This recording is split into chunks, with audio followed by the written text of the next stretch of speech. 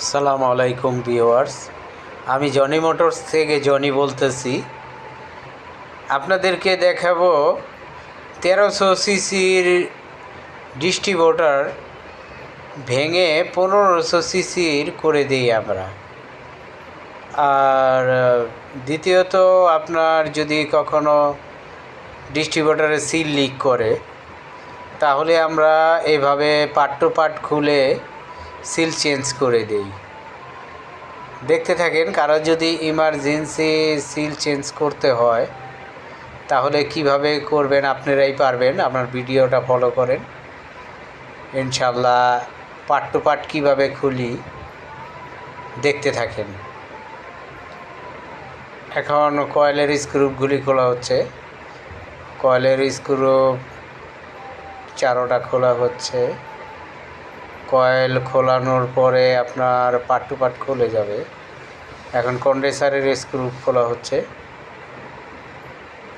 দেখতে থাকেন, আমাদের সাথেই থাকেন। ইনশাআল্লাহ আমরা যেভাবে কাজ করি, কাজের গ্যারান্টি থাকে, গ্যারান্টি ফুল আমরা কাজ করি। আর এটা দেখেন, দেখালাম যে এটা সিল লিক করছে। দেখেন বডির ভিতরে কত তেল ঢুকে পড়ছে। তো আমরা এটা সিলও চেঞ্জ করতে পারি, কিংবা ভেঙে আপনার 1300 সিসিকে 1500 সিসিও করতে পারি।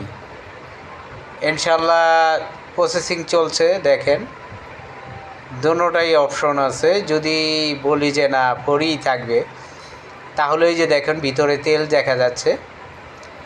হ্যাঁ, তেল ঢুকে পড়ছে, এর মানে সিল নষ্ট হয়ে গেছে। খুব সাবধানতার সাথে পিকআপ কয়েল খোলা হচ্ছে।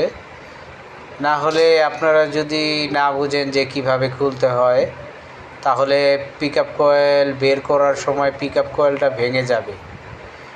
আর সাবধানতা সহকারে যদি আপনারা খুলেন, তাহলে পিকআপ কয়েলটা ভাঙা পড়বে না। দেখেন কিভাবে খুলি,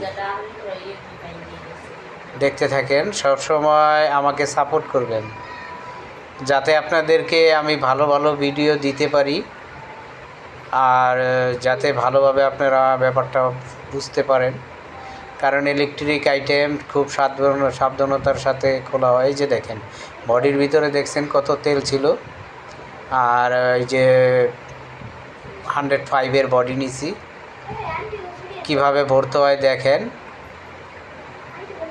হ্যাঁ, খুব সাবধানতার সাথে ভরবেন। আর আমরা